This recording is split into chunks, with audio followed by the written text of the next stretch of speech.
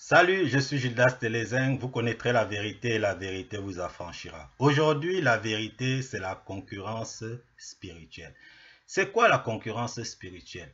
Commençons à comprendre la concurrence en elle-même. Et imaginons que vous soyez un vendeur automobile, vous n'irez pas vendre vos voitures sur le marché cosmétique ou sur le marché du vêtement. Vous ne les vendrez pas.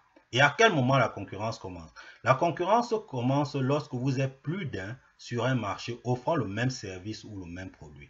Aussi longtemps que vous êtes seul, vous avez le monopole. Il n'y a pas de concurrence. La concurrence prend sa signification lorsque vous êtes plus d'un sur le même marché. Dans le monde spirituel, il y a également une concurrence. Et c'est cette concurrence spirituelle que le diable a présentée à Adam et Ève au commencement pour les faire tomber. Nous allons aller dans le livre de Genèse, mais avant d'aller dans le livre de Genèse, il y a deux expressions que nous utilisons tous les jours et qui sont dans la Bible, qui vont nous faire comprendre ce caractère concurrentiel du jardin d'Éden et comprendre en quoi cela nous concerne et comment cela s'applique aujourd'hui dans la maison de Dieu. Il s'agit de la lumière et des ténèbres.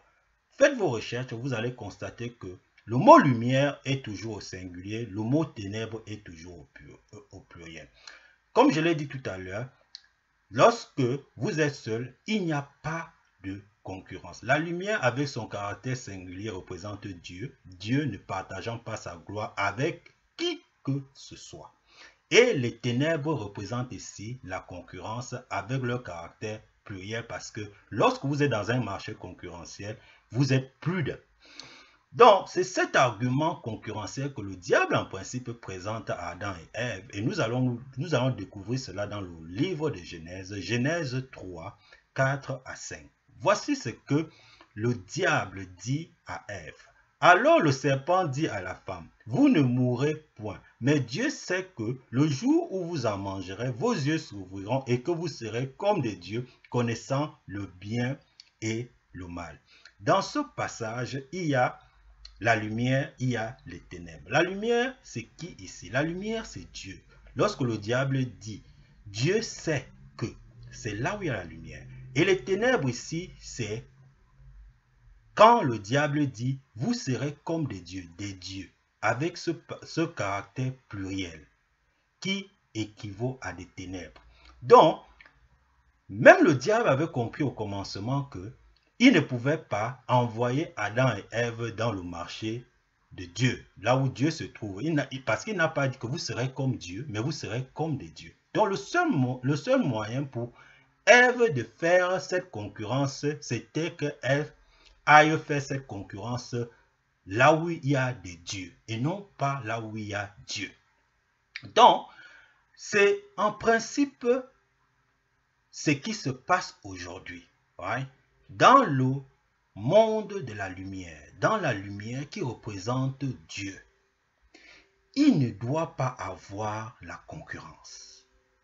Donc si tu te revendiques comme étant fils ou fille de Dieu, serviteur de Dieu, disciple de Jésus, et faisant partie de la lumière, il ne doit pas avoir la concurrence à cause de ce caractère singulier de la lumière.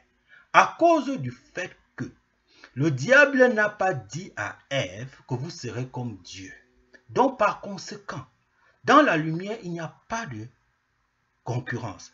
La concurrence appartient tout simplement à ceux qui sont dans les ténèbres, à ceux qui veulent ressembler à des dieux.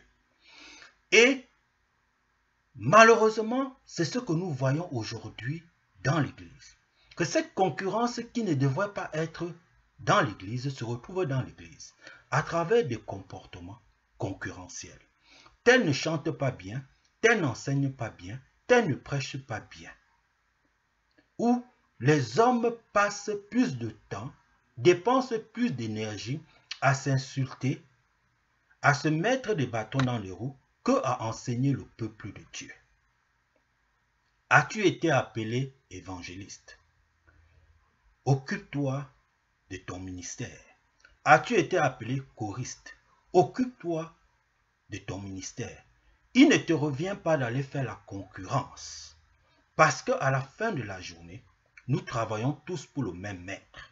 Et il y a une parabole, la parabole des ouvriers de la 11e heure, de Matthieu 20, 1 à 16, qui nous fait comprendre que la concurrence en principe ne devrait pas être parmi ceux qui se revendiquent comme étant serviteurs et disciples de Jésus-Christ de Nazareth. Dans cette parabole de la 11e heure, qui est dans Matthieu 21 à 16 encore, le Seigneur sort pour recruter des gens qui vont travailler dans sa vigne. Ce qui est intéressant, c'est que du commencement de cette parabole jusqu'à la fin, où le Seigneur recrute des gens, il ne dit pas aux ouvriers qu'il envoie ce qu'ils vont aller faire dans la vigne. Tout ce que le Seigneur dit, c'est « va travailler dans ma vigne ». Le fait que le Seigneur reste muet sur cette fonction signifie que quoi? Que nous nous égalons tous dans le royaume de Dieu. La vigne ici représentant le royaume de Dieu, l'Église, le corps du Christ. Et ce qui confirme encore cette égalité de tous ceux qui travaillent dans la vigne de Dieu, dans le ministère de Dieu, peu importe ce qu'ils font, ce qui confirme encore cette égalité, c'est le salaire qui est remis à la fin aux ouvriers dans cette parabole. À la fin de cette parabole, les ouvriers reçoivent tous le même salaire à la fin de leur travail. Et ce salaire qu'ils reçoivent est le denier. Donc de la même manière que nous qui travaillons dans le corps du Christ, dans l'Église, nous allons recevoir à la fin de notre travail le même salaire, ce denier qui n'est rien d'autre que la vie éternelle. Donc par conséquent, nous ne devrons pas faire de la concurrence entre nous. Et un autre facteur que je voudrais souligner ici, dans cette parabole, c'est cette personne, cet ouvrier qui vient à la fin et qui, lorsque le Seigneur le paie, il demande que moi je suis venu depuis, pourquoi je reçois le même salaire que les autres? Et en principe, voilà celui qui fait la concurrence. C'est celui qui pense qu'il travaille beaucoup. C'est celui qui pense qu'il fait beaucoup dans la maison de Dieu et que les autres ne font rien.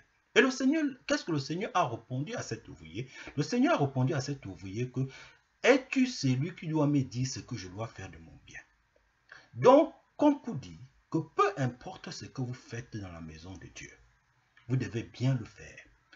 Et ne pas chercher à faire concurrence avec qui que ce soit. Si vous avez été appelé à faire quelque chose dans la maison de Dieu, à chanter, à évangéliser, faites-le bien. Parce que nous tous, nous travaillons pour la même moisson. Nous travaillons pour le même maître, pour la même moisson. Et c'est la raison pour laquelle l'apôtre Paul, dans Éphésiens 4, 11, dit quoi? Qu'il y en a qui ont été appelés apôtres, les autres ont été appelés évangélistes, les autres ont été appelés docteurs, les autres ont été appelés docteurs, mais nous tous, nous contribuons au perfectionnement des saints. Donc, c'est-à-dire, ce que moi je suis en train de faire, ce que je suis en train de dire aujourd'hui, contribue au perfectionnement des saints. Ce que le choriste fait, ce que l'évangéliste fait, contribue au perfectionnement des saints et par conséquent contribue à l'édification du corps de Christ, tel que Paul le dit dans Éphésiens 4, 11. Donc, si tu es enfant de Dieu, appartenant à la lumière, tu dois comprendre aujourd'hui que la concurrence en principe ne devrait pas être ton partage. Tu devrais tout simplement te concentrer sur ce que le Seigneur te demande de faire et le faire bien, sans pourtant chercher à concurrencer qui que ce soit, parce que en le faisant, tu rateras ton salaire, ce denier à la fin. Parce que dans cette parabole, c'est à la fin, c'est-à-dire lorsqu'ils ont fini le travail. Donc tu devras finir ton travail avant de recevoir ce salaire. Et concentre-toi à faire ce travail. Laisse la concurrence de côté. La concurrence se fait pour ceux qui veulent ressembler à des dieux comme Adam et Ève. Est-ce que tu veux ressembler à Dieu, à des dieux? Non. Mais tu veux plutôt ressembler à qui? Au Seigneur Jésus-Christ. Donc fais son travail et laisse la concurrence pour ceux qui veulent servir les ténèbres. Merci d'avoir écouté. Je suis Judas Télézin et bonsoir.